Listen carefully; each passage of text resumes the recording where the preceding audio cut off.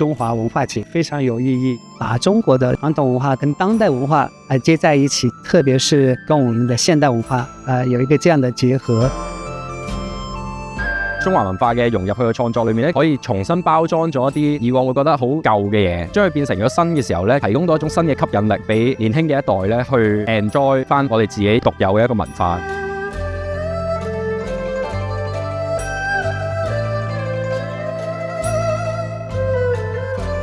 Help me to dive into Chinese culture and understand these depths of great Chinese culture and story and history. 小朋友同埋大人都可以玩到，我覺得好新奇。透過講解啦，都會認識咗呢一啲嘅非遺嘅一啲文化遺產咯。Incredible, the voices and the dances and the acrobats. So I cannot compare to anything else. Next time I want to come with some friends. I'm sure they will enjoy it very much.